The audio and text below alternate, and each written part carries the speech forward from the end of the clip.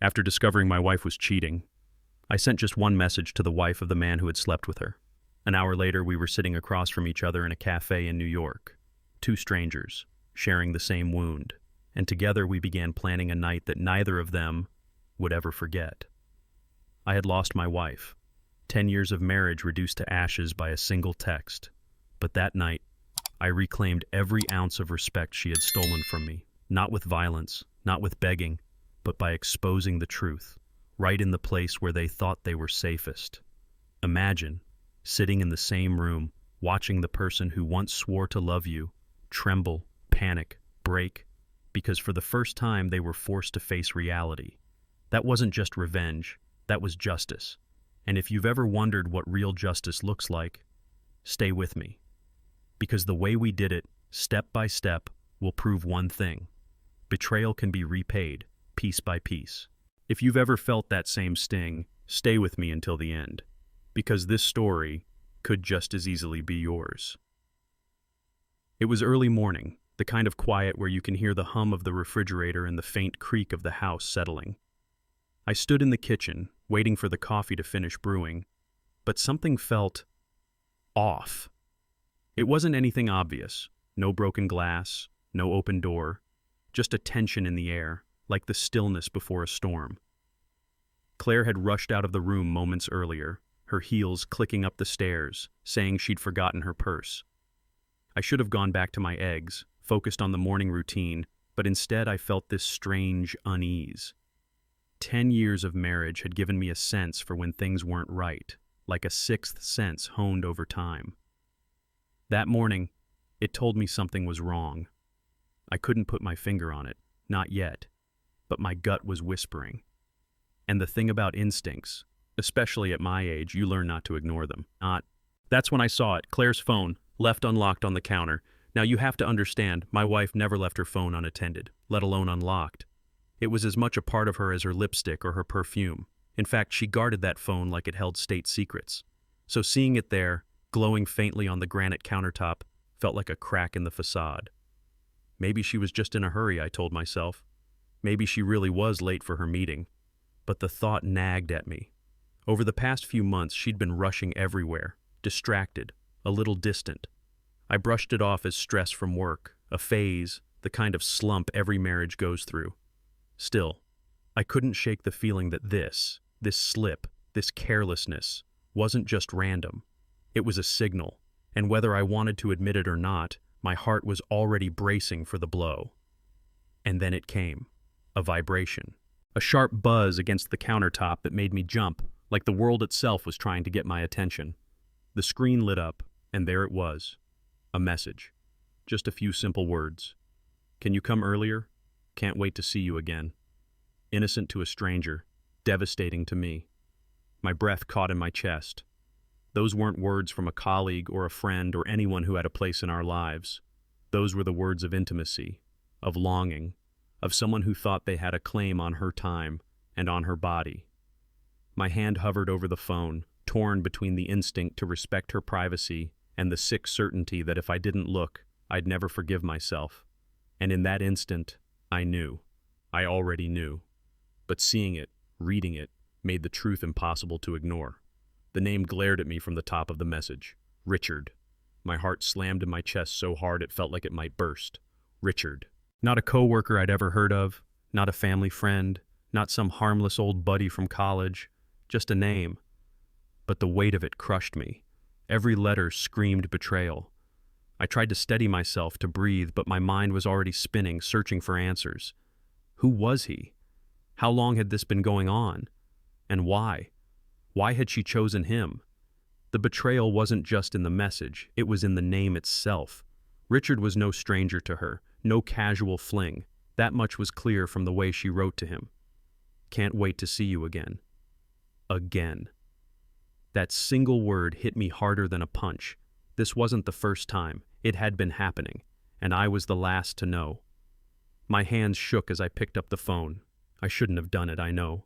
But let's be honest, any man in my shoes would have done the same. I scrolled up, my thumb dragging across the screen like I was peeling back the skin of a wound I didn't want to see. Message after message, bold and unashamed. The language was intimate, affectionate, not the kind you mistake for work chatter. They weren't careful. They weren't even trying to hide it. And in some twisted way, that hurt the most. She trusted me so little that she stopped even pretending. Each word cut deeper, dragging me further into a world I didn't want to imagine, but couldn't turn away from. I had to know. I had to see just how deep the betrayal went, even though every sentence I read felt like another knife to the chest. Hotels, lounges, midnight rendezvous. My wife, Claire, was writing about these meetings as if they were perfectly normal, as if sneaking away to a dimly lit bar or a plush hotel room was part of her weekly routine. And maybe it was. That realization nearly made me sick. I'd been at home, folding laundry, paying bills, cooking dinners, while she was slipping away into someone else's bed. The contrast stung worse than anything. Ordinary life for me, double life for her. And the casualness of it all, the way she joked about him buying champagne or whispered about how she couldn't wait to see him tonight.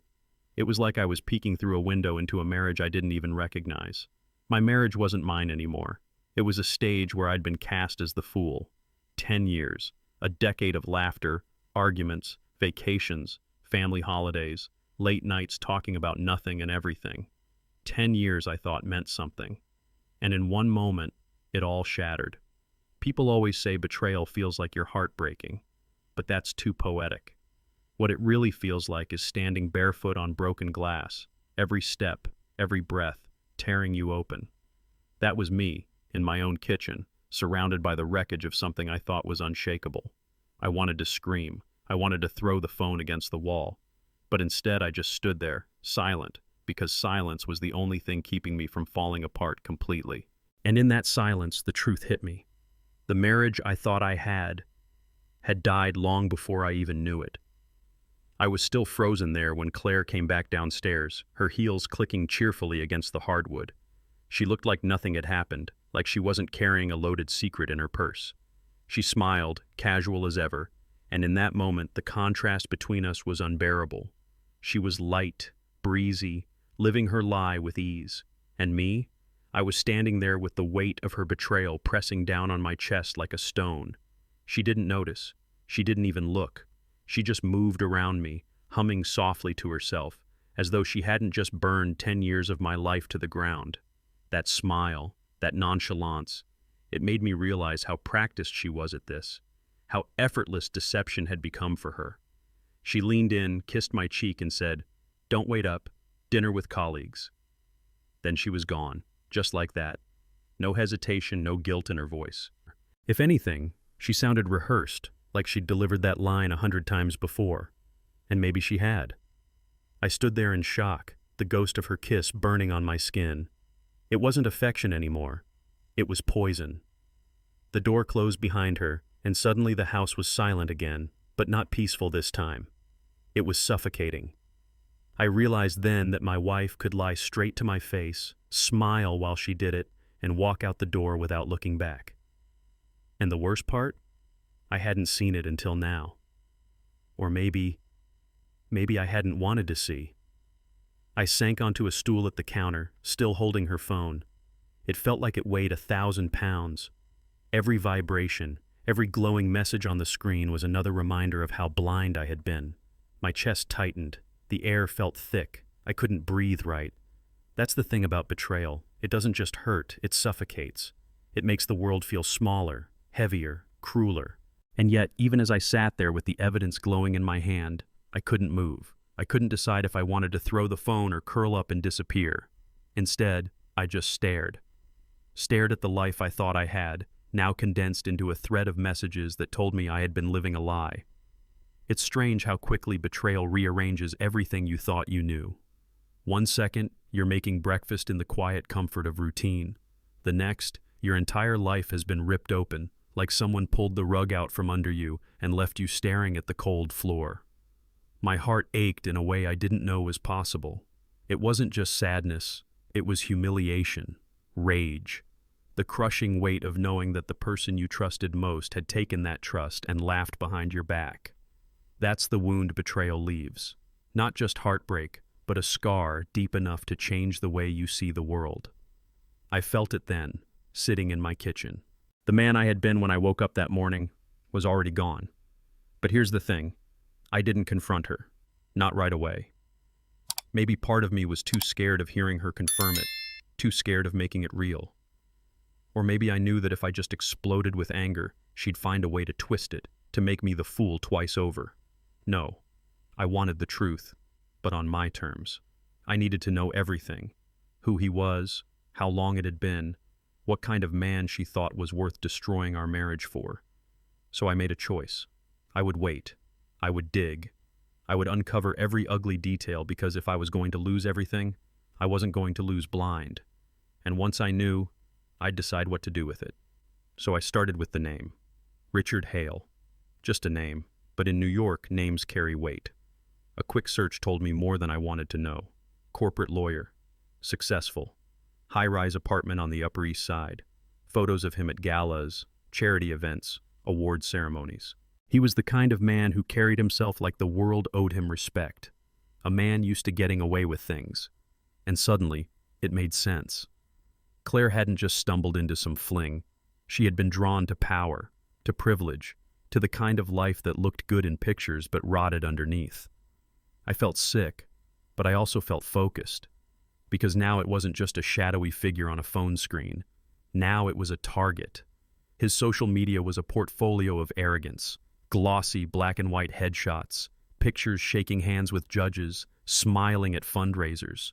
The kind of image carefully polished to impress clients and intimidate rivals. But I didn't just see him. I saw her. A woman by his side in photo after photo. Petite, graceful, sharp-eyed. Olivia Hale, his wife. And suddenly the betrayal expanded. It wasn't just my world he had torn apart. It was hers too. I stared at her picture, feeling a pang of guilt. Because I knew the pain she was destined to feel. I was living it. And the thought of her finding out the way I had, alone, blindsided, felt unbearable. For a moment I almost wished I could shield her. Almost. But then I thought about it differently. She deserved to know. She deserved the truth just as much as I did, maybe even more. Why should I be the only one drowning in this secret while she lived oblivious, smiling in photos beside a man who was betraying her as easily as he breathed? No, she needed to know, and I needed her to know. Because betrayal isn't just a private wound, it's a fire. And if Richard thought he could burn me and walk away untouched, he was wrong. I would make sure Olivia saw the flames too. Because sometimes, justice starts by sharing the truth with someone who's just as broken as you. And the truth is, Olivia wasn't just some socialite. Even from her photos you could tell. There was strength in the way she carried herself. That polished elegance, that quiet control. It wasn't weakness, it was armor. She was the kind of woman who didn't crumble easily, which made her dangerous. And in that moment, I realized something. If she found out, she wouldn't just sit back and cry. She wouldn't retreat into silence. No. Olivia Hale would fight. And maybe, just maybe, she'd fight with me. The thought took root in my mind and wouldn't let go. What if the two of us, two people shattered by the same betrayal, stood together? What if we turned their lies back on them? That thought became a decision. I couldn't sit in my kitchen drowning in silence while Claire lied her way through another evening. I couldn't pretend anymore. And I couldn't let Olivia keep smiling in photographs beside a man who was destroying her in secret. So I made a choice. She had to know, and I had to be the one to tell her. It wasn't about revenge yet, not exactly. It was about truth, about pulling the curtain back. But even then, deep down, I think I knew, once we shared the truth, once she saw what I had seen, there would be no going back. The next morning I found myself standing outside Richard Hale's building, a fortress of glass and steel, towering over the city like a monument to power. My hands were shoved deep in my pockets, my pulse steady but quickening with every passing second. I didn't know what I was going to say, or how she would react. All I knew was that I couldn't let her stay in the dark. And then she appeared. Olivia. Graceful, perfectly put together, trench coat cinched at the waist, leather bag slung over her shoulder. She moved with the kind of confidence that made the world part around her. And for a moment, I almost lost my nerve, but I stepped forward anyway. "Mrs. Hale?" She stopped, turned, sharp eyes landing on me, curious. Guarded. Yes. Do I know you? No, I said quietly. But we have something in common, and we should talk. I pulled out Claire's phone, opened the thread, and turned the screen toward her. Her gaze dropped. She read. I watched the color drain from her face. For a second, disbelief flickered, but then she steadied herself. Her lips pressed into a thin line, her voice lower now. Are you sure about this? I nodded. Positive. I'm not here to cause a scene. I just thought you deserved to know. Silence stretched between us, and then something shifted in her eyes. Not just pain, fire. She didn't flinch. Olivia Hale looked me square in the eye and asked, Do you have a plan? Her voice was calm, measured, but sharp as glass. For a moment, I almost lied. I almost told her I hadn't thought that far ahead, that I was still drowning in betrayal.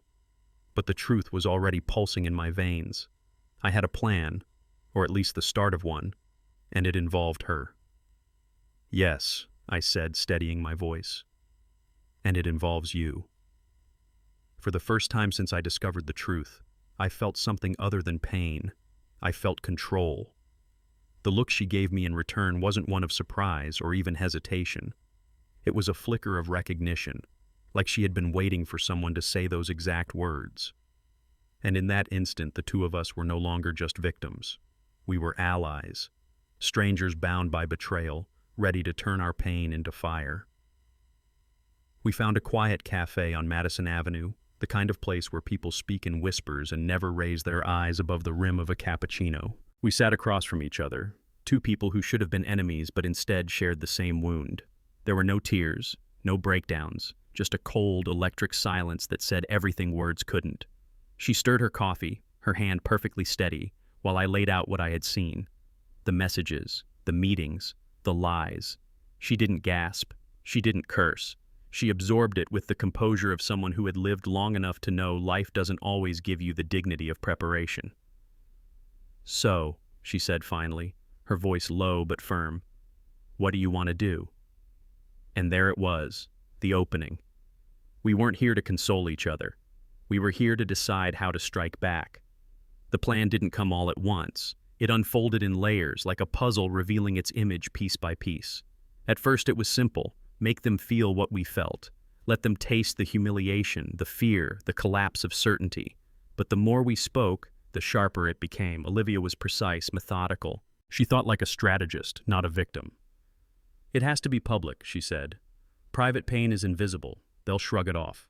But if we expose them in front of the very people they live to impress, that's when it will cut deepest. She was right. Claire thrived on appearances, Richard on reputation. Their entire worlds revolved around perception. Strip that away, and they'd crumble. I leaned back in my chair, feeling something dangerous rise inside me. For the first time in days, I wasn't broken. I was building something, a plan, and it was only just beginning. Our first target was obvious, the Chelsea Lounge.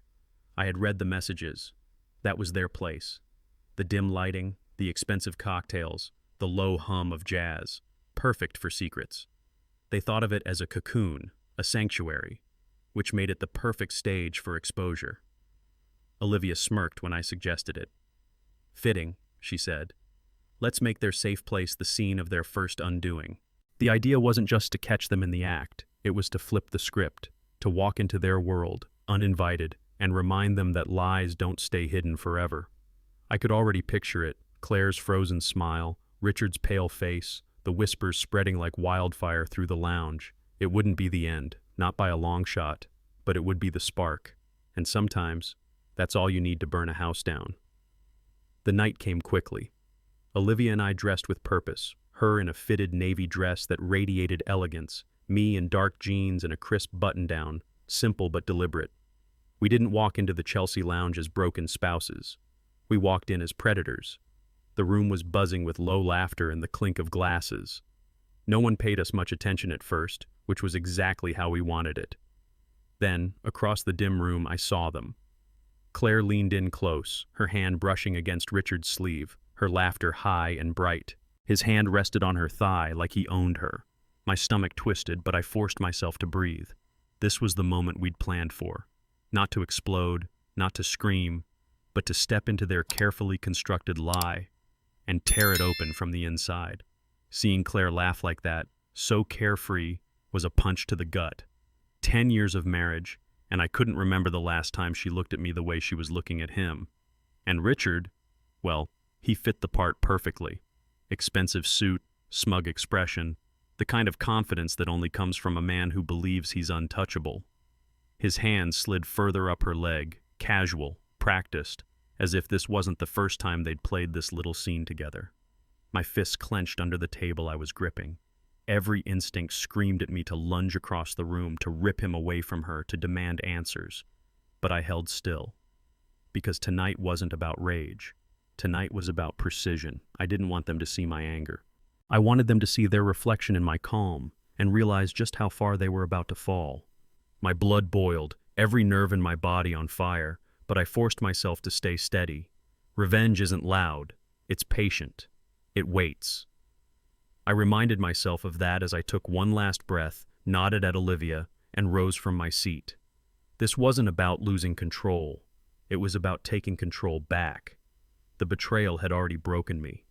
Now it was time to break them. Every step toward their table felt heavy, like I was walking into a storm. But I wasn't afraid anymore. I had already lost everything that mattered. What more could they take? By the time I reached them, my anger had settled into something colder, sharper. And when Claire finally looked up and saw me standing there, her smile froze in place, her entire body locking up like she'd been struck by lightning. That moment alone was almost worth it. Almost. Olivia and I didn't rush. We moved deliberately, sliding into their world as though we belonged there. Heads turned, a few curious glances flickered, but most of the room carried on, oblivious, for now. Claire's eyes darted between me and Olivia, panic flickering in the depths. Richard's face drained of color, his hand jerking away from her thigh like a guilty teenager caught red-handed. We stood at the edge of their table, letting the silence stretch, and then, with the faintest curve of her lips, Olivia slid into the booth beside Richard. I followed her lead, lowering myself next to Claire. The stage was set. The lie they thought was invisible was now trapped between us, suffocating them. And we hadn't said a word yet. Sometimes silence is louder than any accusation. And in that silence they knew. They were finished. The sight of us broke whatever composure they had left. Claire's breath hitched, her shoulders stiff, the color draining from her cheeks. She couldn't even form a word. Richard's jaw tightened, his lips pressed into a thin line, but his eyes betrayed him, wide, frantic, searching for a way out. They had walked into this lounge believing they were untouchable. Now they looked like cornered prey, and that's exactly what they were. I leaned back slightly, studying them, letting the discomfort build. Olivia sat across from me, her posture regal, her gaze locked on Richard like a hawk. No one at the neighboring tables had noticed yet, but the air at our booth was suffocating. I could feel Claire trembling beside me, every ounce of her fake confidence crumbling. And it struck me. Sometimes, the cruelest thing you can do to someone isn't yell. It's simply, show up. I leaned in, my voice low but sharp enough to cut through the noise around us. Surprised to see me, sweetheart? Claire flinched, her eyes wide, her lips parting like she wanted to explain, to lie, to do anything that might make it go away. But nothing came out. She was frozen, her mind scrambling for a script she didn't have. I let the silence hang there, twisting, until it was unbearable. Then I leaned back, folding my arms casually, as if I had all the time in the world. Across from me, Olivia shifted slightly, her presence like a blade pressed against Richard's throat. He swallowed hard, sweat beading at his temple. They wanted to believe this was just bad timing, a coincidence. But they knew better. And in that moment, I could see it in their eyes. They knew the walls were closing in. Olivia was the one who finally broke the silence. She tilted her head, a mocking smile tugging at her lips, and said in a voice smooth as silk, "Hello, darling." The words dripped with venom, sweet and deadly all at once. Richard's mouth opened, closed, opened again, like a man gasping for air underwater. He tried to muster a defense, but Olivia didn't give him the chance. Her presence alone was enough to strip him of the authority he carried into every courtroom. Claire sat rigid beside me, her knuckles white as she clutched her napkin. I glanced at her, then back at Olivia, and for a moment, I almost admired her. She wasn't here to beg or to crumble. She was here to fight. And that made the two of us dangerous, because we weren't here for explanations. We were here to burn everything down. The air thickened. You could feel it. Other tables were starting to notice. Conversations dipped. Eyes flicked our way. The lounge was no longer just their hideout. It was a stage. And we were directing the play. Richard cleared his throat, tried to steady himself, but Olivia's gaze pinned him in place. Claire finally found her voice, a trembling whisper. "Mark," she started, using my name like it was a shield. I didn't move. I didn't even look at her. I just let the weight of her own lies press down until she squirmed in her seat. Beside me, Olivia's nails tapped lightly against the table, a rhythm of control, her every gesture calculated. The tension was unbearable, electric, and I realized something important. We didn't need to scream. We didn't need to accuse. Their silence, our silence, was enough to destroy them in front of everyone watching. Finally, I turned to Claire. My voice was calm, steady, but every word landed like a hammer. "Dinner with colleagues, huh?" Her lips trembled, her eyes glistening. "Please," she whispered, "not here." She wanted to control the damage, to contain it. But I didn't let her. I leaned in closer, my tone quieter, crueler. "Why not? You didn't mind being here with him." Her shoulders slumped, her whole body trembling. Around us, whispers began to ripple through the lounge. A couple at the bar glanced over, whispering into each other's ears. The humiliation was already spreading. Claire reached for my hand, desperate, but I pulled away. "Save it," I said coldly. Her mask was slipping, and for the first time I could see the fear in her eyes. Not just fear of losing me, but fear of losing everything she had built her life around. Richard, desperate to salvage some dignity, finally spoke. "This isn't the place," he muttered, his voice low but firm. "We should discuss this privately." Olivia let out a sharp, humorless laugh that turned heads nearby. "Oh no, Richard. Privacy is a luxury you lost the second you decided to bring your affair to a public place." Her words cut through the air like a whip, and I saw his composure crack. He clenched his jaw, his hands curling into fists under the table. He wanted control. He wanted to dictate the terms. But Olivia stripped that from him in an instant. Claire looked at me, pleading silently, as if I could make it all stop. But I stayed silent, letting the shame soak into her bones. For years they thought they controlled the lies. Tonight, they learned lies don't belong to you once the truth walks in. The whispers grew louder, heads turned. The carefully constructed bubble they had lived in was bursting in real time, and they couldn't stop it. Claire's face crumpled, her mascara threatening to streak. Richard's jaw worked furiously, but no words came out. He wasn't the powerful attorney anymore. He wasn't in control. He was just another man exposed. A few quiet chuckles drifted from nearby tables, strangers enjoying the spectacle. The humiliation wasn't just private now. It was public currency, traded in whispers and stares. I didn't need to raise my voice. I didn't need to prove anything. The room was already doing it for me. Every glance, every muttered word was another crack in their armor. And I realized, sometimes revenge doesn't require you to strike. Sometimes all you have to do is stand there and let the truth do the work. Claire's composure collapsed. She grabbed her purse, her entire body trembling as she rose to her feet. "We need to go," she hissed at Richard, her voice breaking. Her eyes darted around the room, desperate to escape the stares. But I didn't move. I didn't let her leave so easily, because walking away meant walking free, and she didn't deserve that, not yet. She turned back to me, her lips trembling, whispering, "Please, Mark, not here." I locked eyes with her, unflinching. "Why not?" I said evenly. "You seemed perfectly comfortable being here 5 minutes ago." The words stopped her cold. She froze, her chest rising and falling in shallow breaths. Around us, the buzz of conversation swelled. They were trapped, cornered. and for the first time I felt a sliver of satisfaction cut through the pain. They were finally feeling what I had felt in that kitchen. Caught, exposed, helpless. Richard stood abruptly, his chair screeching across the floor. "This is ridiculous," he snapped, his voice louder now, desperate to seize control. But it was too late. The crowd wasn't on his side. Olivia rose slowly, her movements calm, deliberate, commanding. She didn't need volume. Her presence alone silenced him. "Ridiculous?" she echoed, her tone icy. "Or just true?" Richard faltered, his anger deflating under her gaze. Claire tugged at his arm, pleading with her eyes for him to just leave. He hesitated, caught between pride and panic, but he knew. The longer they stayed, the worse it would get. He muttered something under his breath and moved toward the exit, dragging Claire with him. But I stepped slightly in their path, not blocking, just enough to remind them.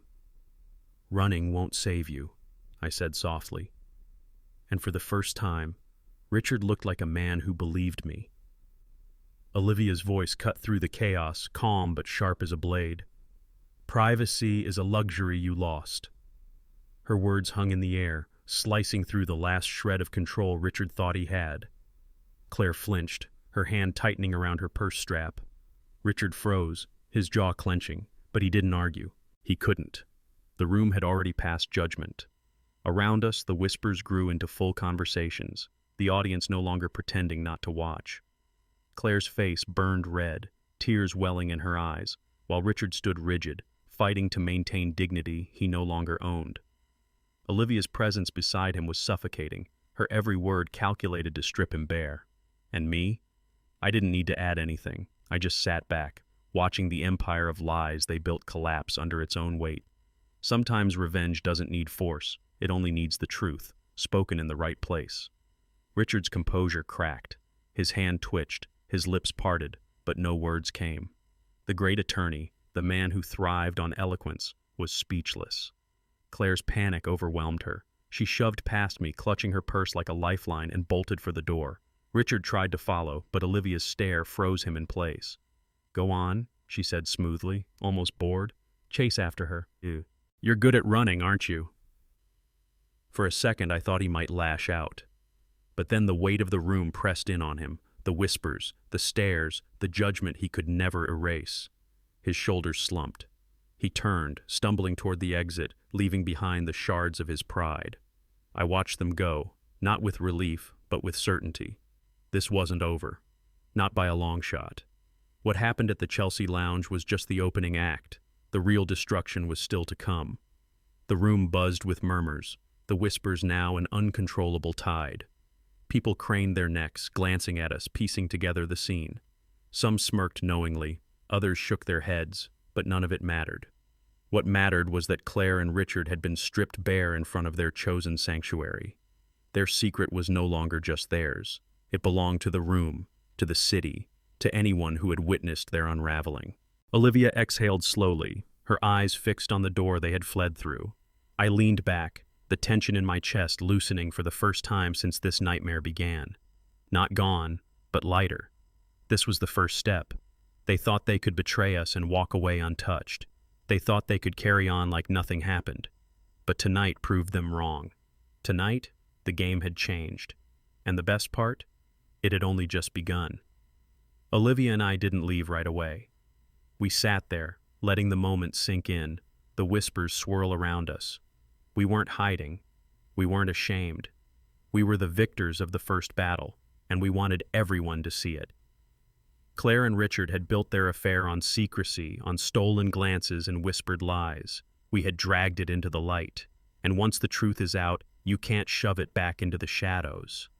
Olivia leaned back, her expression calm, but her eyes still blazing. "That's the start," she murmured. I nodded. She was right. The humiliation at the lounge was just the spark.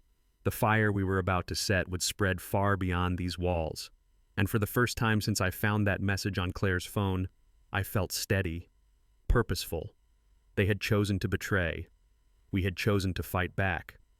But even then, I knew it wasn't enough. Humiliation fades. Whispers die down. They could recover, spin a story, bury the truth under more lies. If we wanted to really hurt them, we had to go deeper. Olivia seemed to read my thoughts. "This was just the opening act," she said softly, her voice laced with certainty. "The real destruction hasn't even begun." She was right. Tonight was about exposure. Tomorrow would be about dismantling. Every text, every receipt, every scrap of evidence. They weren't just weapons, they were ammunition for a war. And war wasn't fought in whispers.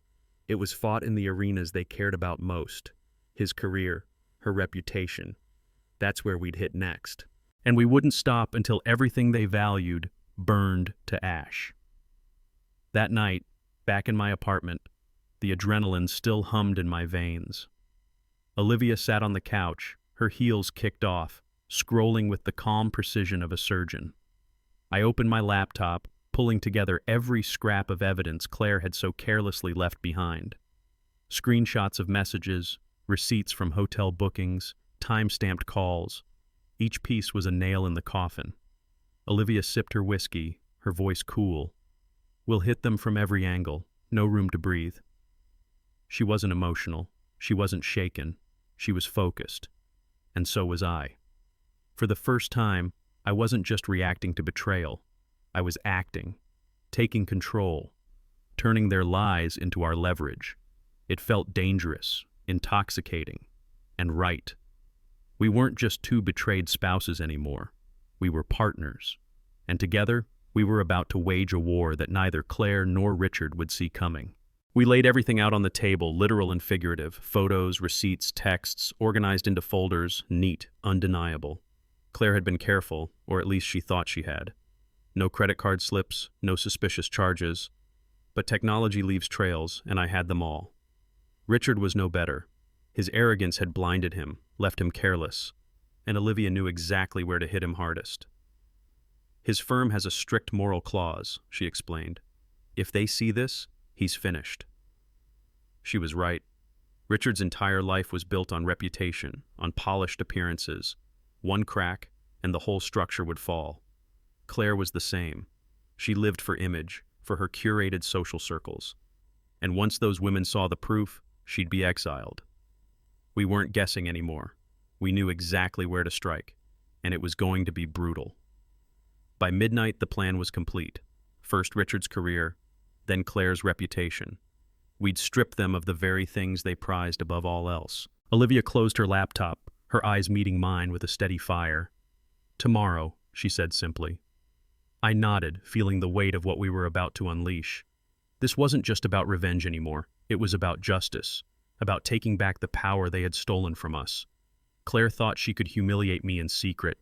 Richard thought he could cheat and walk away untouched. They were wrong. Tomorrow we'd start with his firm. And once his empire crumbled, we'd turn to her world, the friends, the charities, the carefully crafted image. We wouldn't just expose them. We'd dismantle them, piece by piece. And by the time we were done, they wouldn't recognize the ruins of the lives they once cherished. The next morning, Olivia acted with the kind of precision you'd expect from a woman who had been preparing her whole life for this. No hesitation, no second guessing. She opened her laptop, composed a short, sharp email, and addressed it directly to the ethics committee at Richard's firm. Her fingers moved quickly over the keys, attaching the file we'd built the night before. For all his careful planning, Richard had left a digital trail too obvious to ignore. Texts sent during work hours, hotel receipts tied to client meetings, even calls from his office phone to Claire's number. It was all there, lined up in black and white. Olivia didn't add commentary, didn't dress it up with emotion. She just pressed send, as calmly as if she were paying a bill. In that single click, she detonated a bomb inside the walls of his career. And the best part? He wouldn't even know it until it was already too late. What struck me wasn't the evidence itself, but the way Olivia presented it, cold, surgical. She didn't rant about betrayal. She didn't demand retribution. The email read like a legal brief. "Please review the attached documentation of Mr. Hale's ongoing misconduct. Evidence includes records of an extramarital affair with a client's spouse carried out during firm hours and through firm resources." That was it. No flourish, no fire, just facts, lined up like bullets in a chamber. It was devastating in its simplicity. I realized then why Richard had underestimated her. He thought she was ornamental, a fixture at his side. But Olivia wasn't just his wife, she was his equal, and tonight, his executioner. As the message left her outbox, she leaned back, lifted her whiskey glass, and gave me the faintest nod. The war had officially begun. Richard's empire was no longer his. It belonged to the truth we had just unleashed. While Olivia struck at Richard's career, I aimed for Claire's world. Her battlefield wasn't the boardroom, it was the suburbs. Parent-teacher associations, charity luncheons, social clubs built on gossip and appearances. That's where she drew her power, her validation. I drafted messages, carefully worded but damning, and slipped them into the veins of her network. Screenshots of texts, photos she thought were private, enough to seed doubt, to ignite suspicion. Then I sent them to the parent group chat, the charity board, even a couple of her so-called friends who lived for drama. I didn't need to explain much. The truth was already ugly enough. All I had to do was place the spark in dry grass and let the fire run its course. If Richard's weakness was reputation in law, Claire's was reputation in life. And by the time I was done, she wouldn't have either left to cling to. It didn't take long. Within minutes of hitting send, my phone lit up with notifications. The parent group chat, normally a swamp of bake sale updates and carpool requests, was exploding with shock. No way, is this real? I always suspected her. She acted too perfect. The charity board emails came next, short but loaded. We need to discuss Claire Parker's role moving forward. It was everything I expected, and more. The circle she had so carefully cultivated was tearing her apart in real time, each message like a blade carving into the image she had worked so hard to protect. It wasn't just gossip. It was a feeding frenzy. People loved nothing more than to watch the mighty fall, and Claire had set herself up as the queen bee for years. Now, stripped of her crown, she was nothing more than a scandal waiting to be devoured. Claire had always built her life around appearances. Perfect house, perfect clothes, perfect smile. But perfection is fragile, and once it cracks, it shatters fast. The very people she had courted for validation, the other moms, the board members, the socialites, turned on her without hesitation. Invitations vanished. Events she had organized suddenly didn't need her help anymore. Within hours, she was cut out, exiled from the community she had clung to like a lifeline. I pictured her sitting alone, staring at her buzzing phone, reading the same group chat I once ignored. Except now, every message was a dagger. And the irony wasn't lost on me. She had betrayed me in private, but her punishment was public. Her so-called friends were gutting her reputation piece by piece. And for once, I didn't feel pity. I felt justice. Cold, merciless, exactly what she had earned. My phone wouldn't stop buzzing. Claire called again and again, messages pouring in one after another. Please answer. People are saying awful things about me. This isn't true. Then another. We need to talk, please. Each one more frantic than the last, but I ignored them all. Let her panic. Let her taste the silence I had felt sitting in that kitchen, drowning in disbelief while she hummed on her way out the door. Betrayal teaches you that silence can be as cruel as any word. I wasn't going to give her the satisfaction of a reply, not yet. Every unanswered call was another nail in the coffin of her control. She had lied to me for months without flinching. Now she could live with the echo of her own desperation. And I would sit back and watch her unravel. Olivia poured herself another whiskey, the amber liquid catching the glow of my desk lamp. She swirled the glass slowly, her eyes fixed on the storm we'd set in motion. "This will get ugly," she said, her voice calm, almost detached. It wasn't a warning. It was a promise. I watched her take a sip, steady as ever, and realized she wasn't afraid of ugly. She thrived in it. She had been groomed by years of living in Richard's shadow, smiling at galas while he played his games.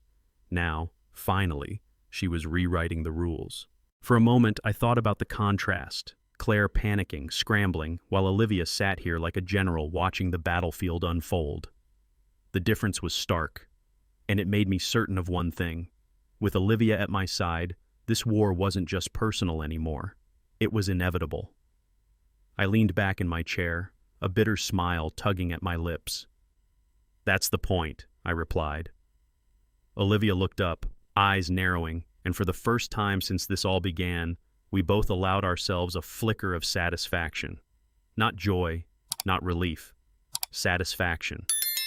The kind that comes from knowing justice is finally within reach. The ugliness wasn't a side effect, it was the strategy. Because people like Richard and Claire thrived in polished, curated lives. Strip away the gloss, drag them into the mud, and they couldn't survive it. I thought about Claire's trembling messages, Richard's pale face at the lounge, and I realized we had already won the first battles, but the real war was just beginning. And as cruel as it sounded, I was ready to see just how much destruction we could cause. By afternoon, the first reports started trickling in. Richard's firm had called an emergency meeting, partners whispering, staff on edge, the kind of panic that spreads like wildfire in corporate halls. Olivia's phone buzzed with messages from her contacts inside, each one more damning than the last. Words like ethics violation, bad press, and termination floated across the screen. I could picture Richard pacing in his office, trying to spin the narrative, to control the damage. But there was no spin strong enough, not when the evidence came straight from his own phone. He was cornered, and worse. He didn't know yet how deep the knife had already gone. Olivia read each update with a calm smile, her glass poised delicately in her hand. "It's spreading," she said simply. And just like that, I knew. Richard's empire wasn't just shaking, it was crumbling. News spread quickly in the world Richard lived in. By evening, whispers had turned into a storm. Clients started asking questions. Colleagues distanced themselves. What had once been his fortress of respect was now a crumbling wall, riddled with cracks. I thought about all the times Claire must have bragged about his power, his connections, how lucky she was to have him. Now those very connections were abandoning him one by one. His arrogance had blinded him, but reputations are fragile in New York. Once tarnished, they never shine the same again. Olivia and I sat back, watching the reports unfold in real time, and I couldn't help but marvel. It wasn't violence, it wasn't shouting. It was the truth, revealed in the right hands, that was undoing him. And the truth, once unleashed, doesn't stop. Meanwhile, Claire's fall was just as swift. The charity board sent a curt message. "We appreciate your contributions, but given recent revelations, your involvement is no longer appropriate." The parent group froze her out. Messages met with silence. Invitations she had bragged about, dinners, luncheons, events, disappeared overnight. For someone like Claire, this wasn't just embarrassment. It was exile. Her entire identity was built on being admired, envied, included. Now she was none of those things. I imagined her standing in front of the mirror, makeup perfect, dress pressed, with no one left to notice. That was the cruelest cut of all. Betrayal had taken her marriage, but reputation? That was her lifeline. And now, it was gone. By the end of the week, they were both spiraling. Richard battling to save his career, Claire clawing at a social life that had already abandoned her. I could feel the weight shifting, the power slipping from their hands into ours. They had thought of themselves as untouchable, but every empire falls the same way, piece by piece, until the whole thing caves in. Watching it happen, I felt something unexpected, not relief, not triumph, just clarity. They had stolen my trust, my dignity, my peace of mind. Now I was stealing back something bigger, their worlds. And I wasn't done yet. Because as satisfying as it was to see them fall, Olivia was right. It needed an ending, a finale no one could ignore, and she already knew where it would happen. "Let's end it at the gala," Olivia said, her tone steady, her eyes unflinching. She didn't need to explain which gala.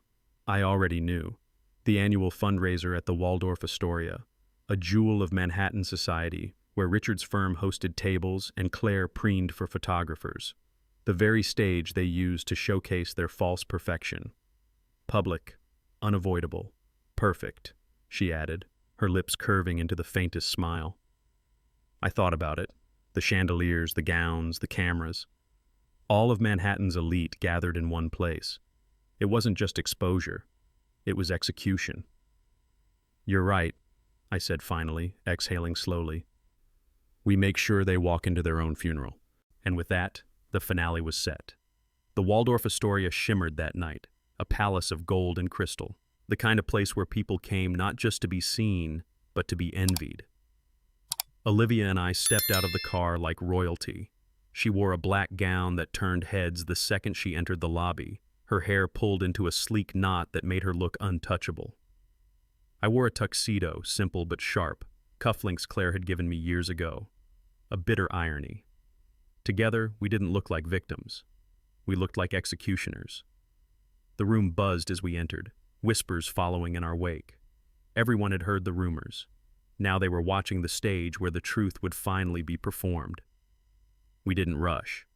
We moved through the crowd with purpose, every step deliberate, as though we owned the floor.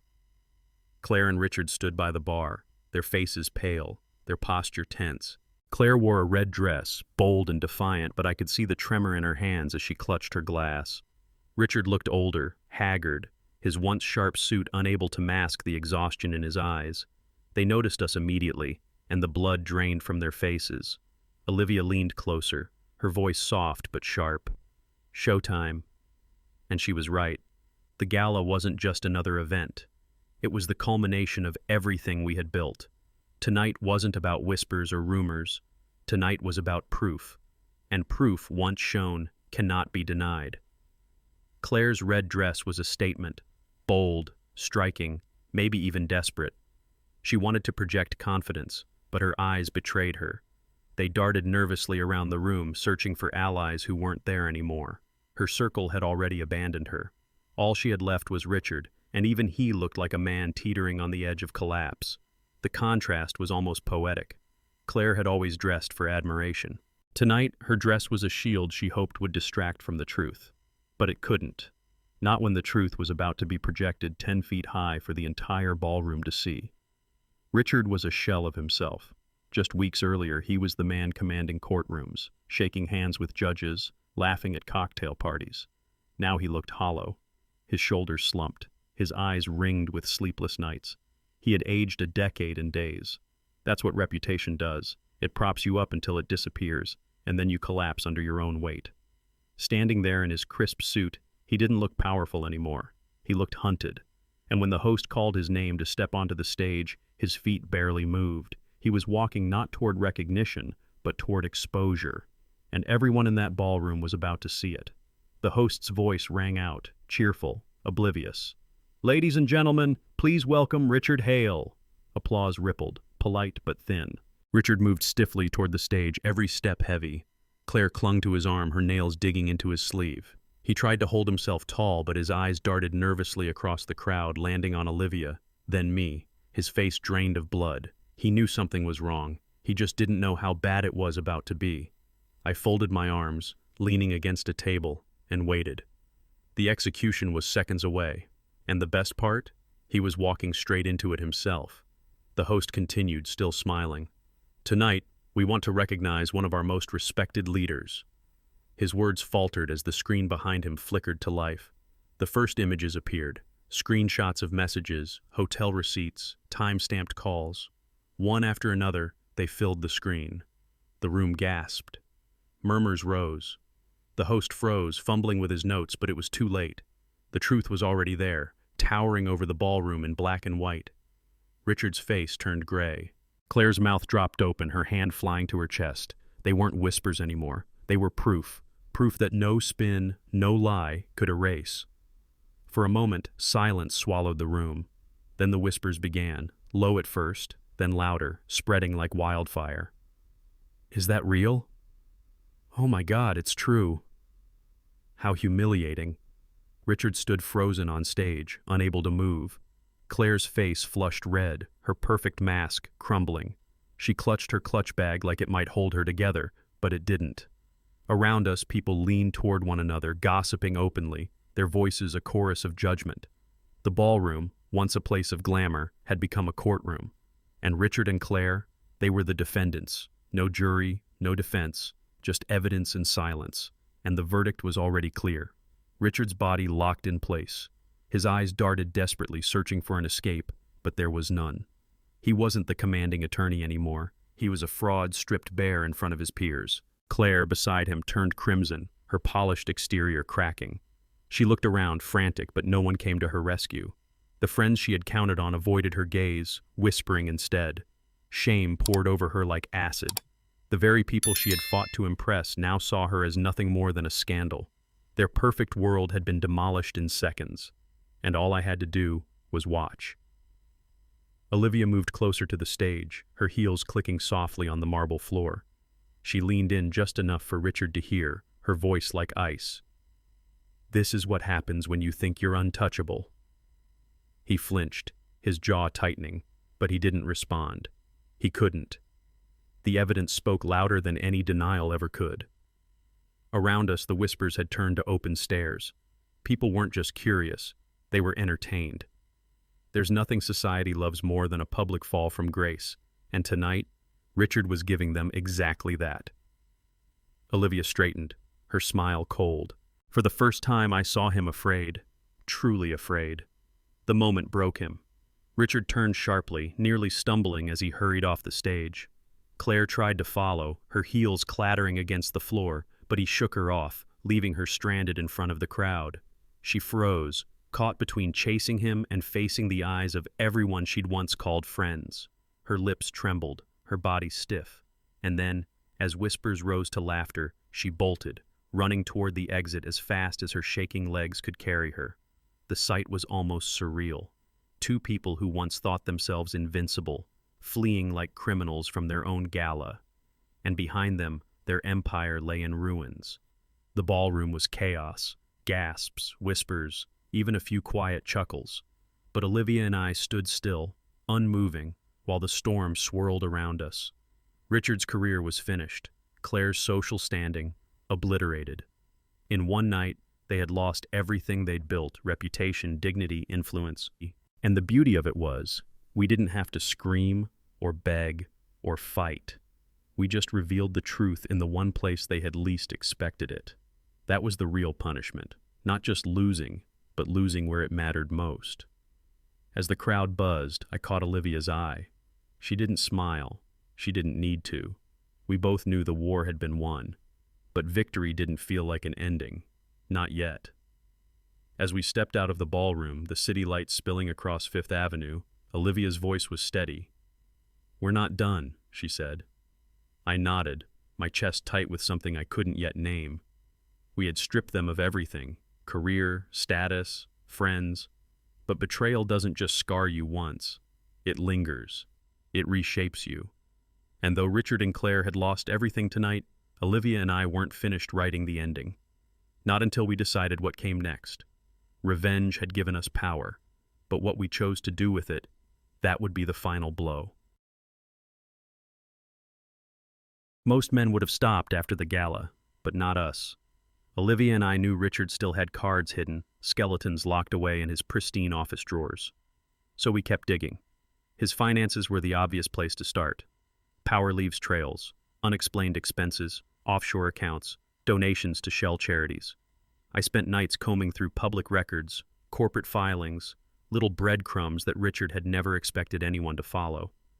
Olivia, sharper than most auditors, pointed out the inconsistencies, patterns only someone who knew him well could see. And the deeper we dug, the clearer it became. His affair was just the tip of an iceberg. Richard Hale wasn't just unfaithful, he was corrupt. And once you uncover rot, you don't just stop at one piece, you tear it all out, root and stem. That's when we decided to take it further. Betrayal had sparked our war, but his greed, that was going to finish him. Olivia arranged a quiet meeting with a man who had once worked under Richard. He wasn't polished like Richard's crowd. His suit was worn, his eyes tired, but the bitterness in his voice was sharp. Over a drink in a dim midtown bar, he leaned in and said, "He made me sign things I knew were wrong, bribes, fake numbers. He threatened to ruin me if I refused." His hands trembled as he gripped the glass, but the words spilled out like poison finally released. Olivia pressed gently, asking the right questions, and every answer cut deeper. This wasn't rumor. It was confession. Proof that Richard hadn't just betrayed his wife, he had built his entire empire on betrayal. Hearing it, I realized we weren't just avenging ourselves anymore. We were uncovering the rot he'd hidden from the world, And once rot is exposed, it spreads. After that first meeting, the stories kept coming. Former colleagues, assistants, even interns, each with their own piece of the puzzle. One talked about envelopes of cash passed under the table. Another remembered files rewritten overnight to protect wealthy clients. Every voice added weight, every detail painted the same picture. Richard Hale's reputation was nothing but a performance. While the city saw a respected attorney, the people who worked for him saw a predator, using fear and lies to build his legacy. I wrote it all down, date by date, name by name. Olivia cross-checked each account with receipts and records. Slowly, we weren't just collecting stories. We were building a case. And this time, the betrayal wasn't just ours. It was everyone's. That's when I knew. Whispers wouldn't be enough. The world needed to hear, and the press would make sure they did. We gathered everything: screenshots of texts, bank slips, photos of hotel rooms, sworn accounts from people who had worked under him. Spread across the table, it looked less like evidence and more like a map of Richard's corruption. Olivia organized it into a clean file: timelines, names, proof that couldn't be denied. When the last document slid into place, we didn't speak. We just knew. I drafted a single email, attached the file, and addressed it to a reporter whose byline had buried men twice as powerful as Richard. My finger hovered over send for only a second. Then I clicked. The room fell silent. Olivia poured whiskey, raised her glass, and whispered, "To truth." For months, Richard had hidden in shadows. Tonight, we turned on the light. 2 mornings later, his face was on every front page. That polished smile, the expensive suit, plastered beside words that cut deeper than any knife. Prominent attorney under investigation for fraud and affair. The article didn't hold back. Text messages, financial records, first-hand testimony. Every ugly detail we had fed the press was now public property. Phones buzzed across Manhattan. Clients called in outrage. Cameras crowded the steps of his firm. Richard Hale, once untouchable, was suddenly toxic. Olivia sat beside me on the couch, the morning news replaying his downfall on loop. She didn't smile. She didn't need to. The city was doing the work for us now, tearing apart the empire he had built, brick by brick. And for the first time, I realized justice wasn't just personal. It was public. And it was merciless. By the end of the week, Richard's name was gone from the firm's website. A terse statement announced his resignation, but the truth was obvious. He hadn't resigned. He'd been cut out like a tumor. Years of ambition, erased in a single paragraph. Colleagues who once toasted him at galas now distanced themselves like he was contagious.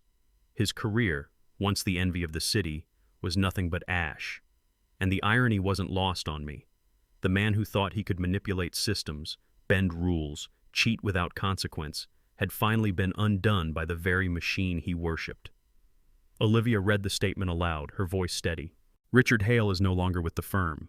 She closed her laptop and set it aside. "That's the end of him." And it was. Professionally, financially, socially, he was finished. All that remained was the hollow shell of a man who once thought himself untouchable. Then came the knock at my door. Late evening, rain streaking the windows, a sound too desperate to ignore. I opened it to find Claire standing there. Her hair clung damply to her face, mascara streaked down her cheeks, eyes wide with panic. She looked nothing like the woman who used to glide into rooms with confidence. She looked broken. "Please," she whispered, voice cracking. "We need to talk." I didn't move. For months she had lied, laughed, kissed me goodbye on her way to someone else's arms. And now she stood on my doorstep, shaking, begging for a chance to explain. Part of me almost pitied her, almost.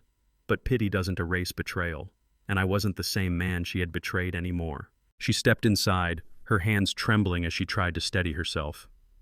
"It wasn't what you think," she started, her voice fragile, the same voice she'd once used to soothe me after long days. But it didn't work anymore. Her excuses fell flat, drowned out by the memory of her messages, her lies, her laughter with him. She broke down, sobbing, words tumbling over each other, mascara running until she looked almost unrecognizable. "I made a mistake. I was lonely. Please, can't we fix this?" The room was heavy with her desperation. She reached for my hand, the same hand she had once pushed away without thought. And in that moment, I felt nothing but clarity. Her tears weren't about me, they were about her, about losing the life she had taken for granted. I pulled my hand back, my voice steady, colder than I'd ever thought I could be. No, I've already filed for divorce. The words hung in the air, sharp and final. She froze, her sobs catching in her throat, eyes wide with disbelief. For the first time, she realized there was no coming back. The man she thought she could manipulate, beg, or charm into forgiveness was gone. She had gambled everything, our marriage, our trust, our life together, and lost. Her lips parted as if to protest, but no words came, only silence. And in that silence, I felt the power shift completely. For once, I wasn't the one begging. I wasn't the one left in the dark. I was the one closing the door. Claire stumbled backward, her breath ragged, as if the air itself had turned against her.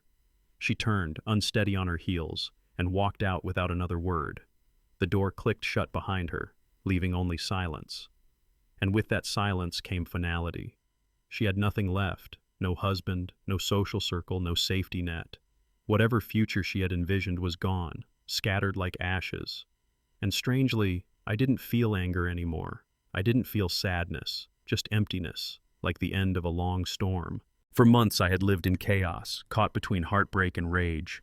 But now, watching her vanish into the night, I felt something I hadn't in a long time. Relief. Pure, unshakable relief. I leaned back against the wall, exhaling slowly. For the first time since that morning in the kitchen, I felt my chest loosen, the weight finally lifting. It was like stepping out of a cage I hadn't realized I was in. Divorce papers filed. Richard destroyed. Claire gone. The war was over. And with it came a quiet I hadn't known in years. Not the suffocating silence of betrayal, but the peaceful kind. The kind you get when you turn off the noise and just breathe. Betrayal had cost me my marriage, but it had given me something unexpected in return. Freedom. And that freedom felt heavier and better than revenge ever had. Later that night, Olivia and I sat together in my living room. No more laptops, no more evidence spread across the table. Just 2 glasses of wine, 2 people who had weathered the same storm. We didn't toast, we didn't celebrate. We just sat in the quiet, occasionally trading a glance, a faint smile. There was a strange comfort in her presence, someone who understood the exact depth of the wound. We laughed once, softly, at the absurdity of it all. "We brought down an empire," I said. She smirked, shaking her head. "No, we just told the truth." The difference mattered. Revenge felt good. But truth, that's what lasts. But we both knew something else too. Our alliance had been forged in fire, not love. It was survival, a bond built on shared pain. And bonds like that don't last forever. Olivia wasn't mine, and I wasn't hers. We were partners in a war that had already been won. Sitting there with her, I felt gratitude, even admiration. But I also knew that once the dust settled, we'd walk separate paths. And that was okay. Because this wasn't about finding someone new, it was about finding myself again. And Olivia, she had her own journey waiting. She told me her plan one night over dinner. "Paris," she said simply. "A new start. A city where no one knew her name, where Richard's shadow couldn't reach." She spoke of it not with excitement, but with certainty, like a woman reclaiming control of her own story. I listened, nodded, and didn't try to stop her, because the truth was, she deserved that freedom, just as much as I did. "You'll love it there," I said quietly. She smiled, small but real, and in that moment I realized that letting go wasn't loss. It was the final step in moving forward. The day she left, I stood with her at the airport, watching her luggage disappear down the conveyor belt. We didn't hug tightly, didn't make promises we knew we wouldn't keep. We just looked at each other, 2 survivors, and exchanged a simple nod. That was enough. "Take care of yourself," she said softly. "You too," I replied. And then she was gone, swallowed by the terminal crowd. I didn't feel abandoned. I felt lighter, like a chapter had closed exactly as it was meant to. Paris would be her rebirth. Mine was waiting elsewhere. Back in my apartment, I packed slowly, methodically. Not just clothes and books, but pieces of a life that no longer fit. Every corner of that place carried her shadow. Claire's laughter, Claire's perfume, Claire's lies. And I was done living with ghosts. So I boxed it up, one item at a time, and set it aside. Leaving New York wasn't about escape, it was about release. The city had been the backdrop for my betrayal, my revenge, my war. But it didn't need to be the stage for my future. I wanted something quieter, something new. So I booked a ticket. And this time, I didn't look back. The cab ride to the airport was slow, the city lights blurring past the window. I watched Manhattan fade behind me, the skyline that once felt like home now just a reminder of everything I had survived. People talk about New York like it's eternal, unshakable. But for me, it was a cage, gilded and cruel. And as the bridges stretched out and the towers disappeared in the rearview mirror, I felt an odd peace. I wasn't running anymore. I was leaving by choice. The man who had entered this city years ago was gone. The man leaving tonight was someone new. As the cab pulled into the terminal, I caught my reflection in the window. For months I had seen only a ghost staring back at me, broken, betrayed, powerless. But tonight, the face looking back was different, stronger, sharper, not untouched, but unafraid. I realized then that betrayal doesn't just break you, it remakes you. I was no longer the husband waiting blindly for a kiss on the cheek, no longer the man who doubted his own instincts. I had been forged in fire, tempered in loss. And what I saw staring back at me was someone I could finally respect. When I stepped out of the cab, luggage in hand, I didn't feel like a victim anymore. I felt free. Betrayal had taken my marriage, my home, even the life I thought I wanted. But it had given me something more valuable in return: power. The power to walk away, to rebuild, to define myself not by what was done to me, but by what I chose next. I wasn't the weak, deceived man I had been months earlier. I was the man who had taken back control, piece by piece, until there was nothing left to fear. And as I walked toward the terminal doors, one truth burned clear in my mind. I wasn't just leaving a city. I was leaving my old self behind. I stood there at the airport gate, the hum of travelers all around me, and for the first time in a long time, I felt whole. Not because I had destroyed Richard or left Claire behind, but because I had survived them. Betrayal has a way of burning your life to the ground. It strips away your illusions, your comfort, your trust. And yet, standing in those ashes, I realized something powerful. You don't stay broken. You rise, stronger, sharper, wiser. I lost a wife, yes, but I gained back my dignity, my freedom, my sense of self. The fire that nearly consumed me became the very thing that set me free. And maybe you felt it too. Maybe you've lived through betrayal, in love, in friendship, in life. The question isn't whether it hurts. It always does. The question is, what do you do with it? Do you forgive, or do you fight back?